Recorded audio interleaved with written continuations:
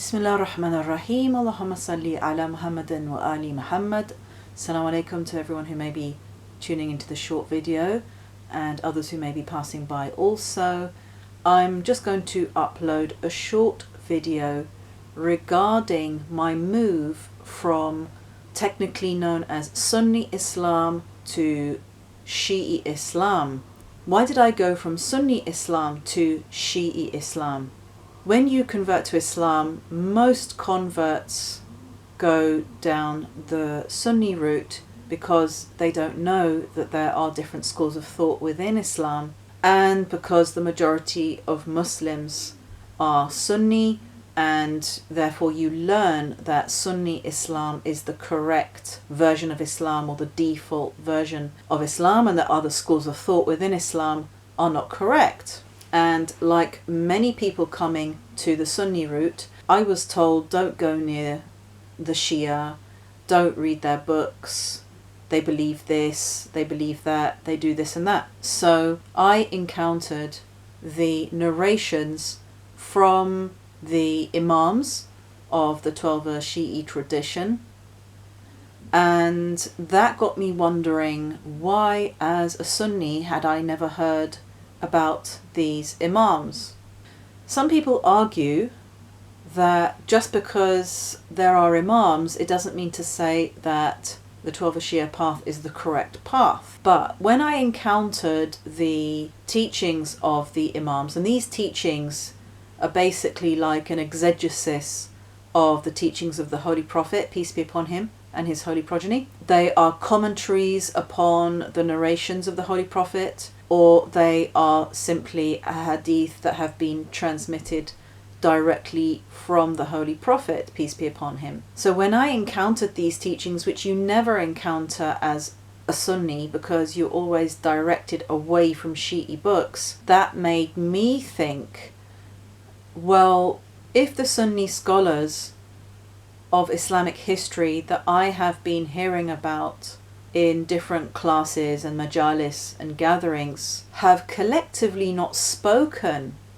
about the Imams of the Ahlul Bayt, the progeny of the Holy Prophet, and if they have collectively not spoken about the history of the Imams or what happened to the Imams, then this indicates that there has been a cover-up. Somewhere along the line there has been a collective decision not to talk about this history, or at least to try to conceal it as much as possible. It's very difficult to conceal the issue of the Battle of Karbala and the killing of Imam Hussein and his family members and companions.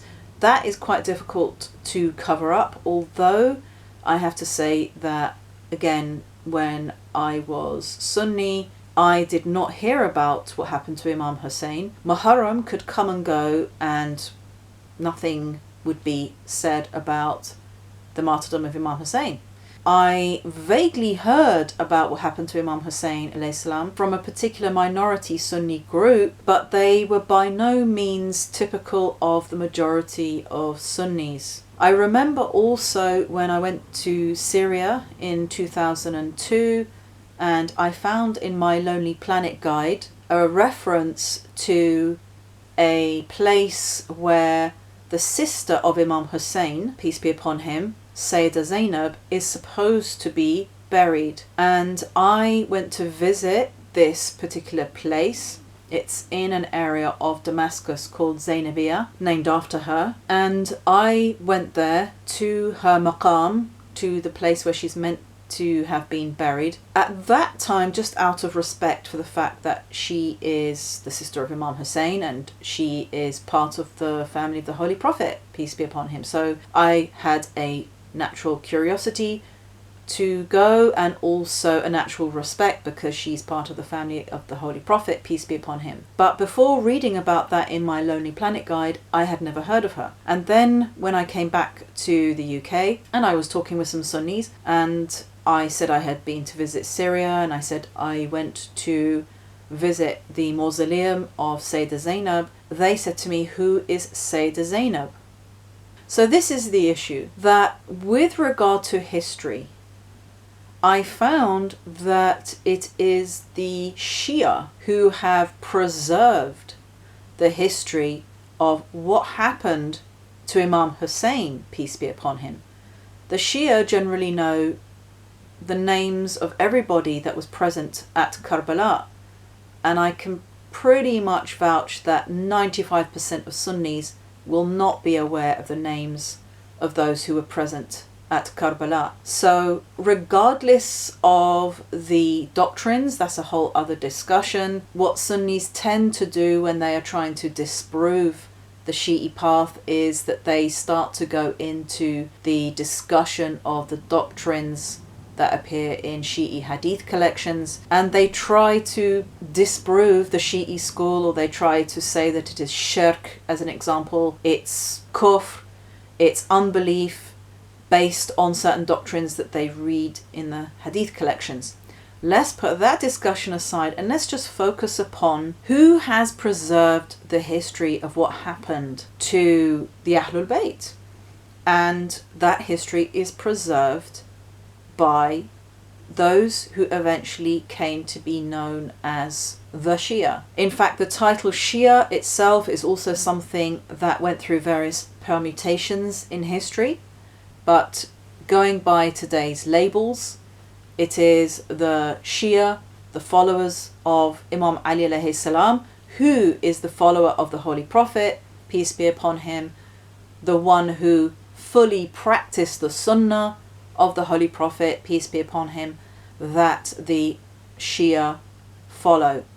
So when the Shia follow Imam Ali, peace be upon him, as the successor to the Holy Prophet, in effect, what they are doing is following the one who correctly implemented and explained the Sunnah of the Holy Prophet, peace be upon him. So when it comes to history, it is the Shia who have preserved this history, and if they had not preserved this history, we would have a very different kind of Islam in the world today, an Islam that knows virtually nothing about the family of the Holy Prophet, peace be upon him, and his holy progeny. And this is when he did say in the famous Hadith al-Thaqalain, the Hadith of the two precious things, which you can find in both Sunni and Shi'i collections, I leave for you two precious things, the Quran and itrati Ahlul Bayt, the Quran and my progeny,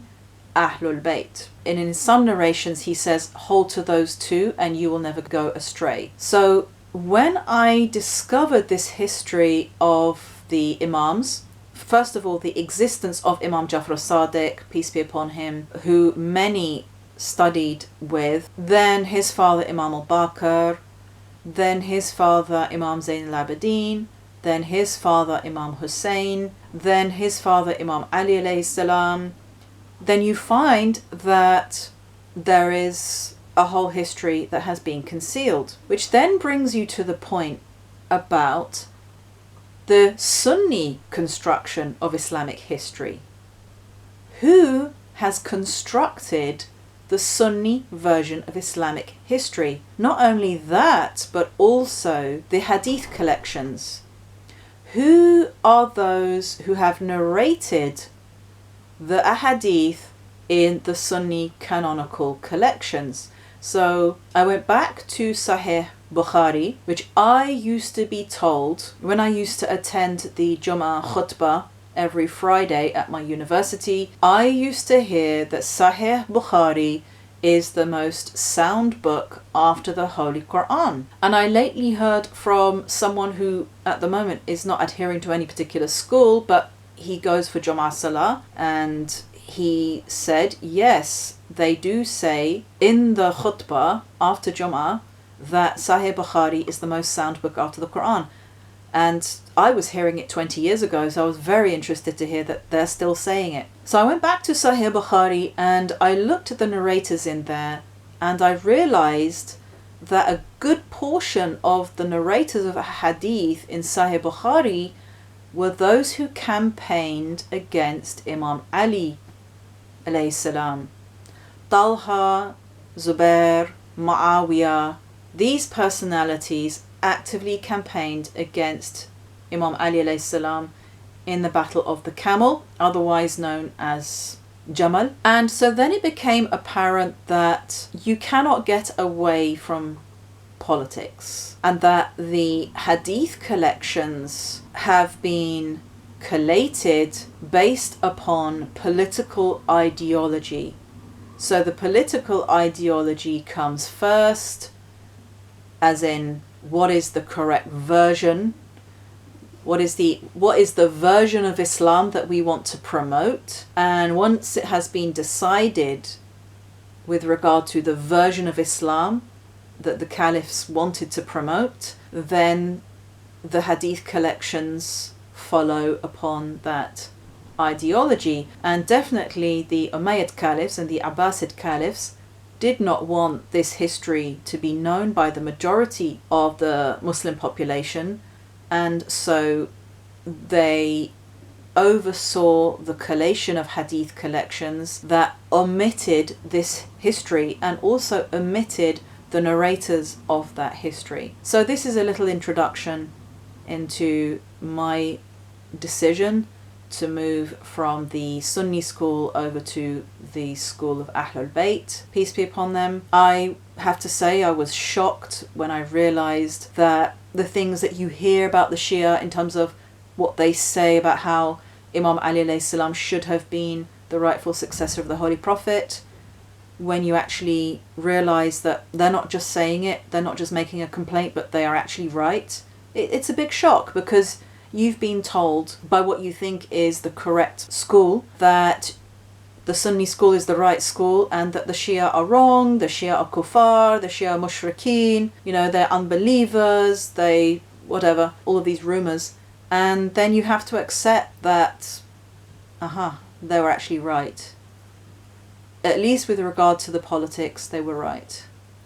So thank you for listening. I hope you enjoyed the few points that I have to make, and inshallah we'll see you in the next video. Assalamu alaikum.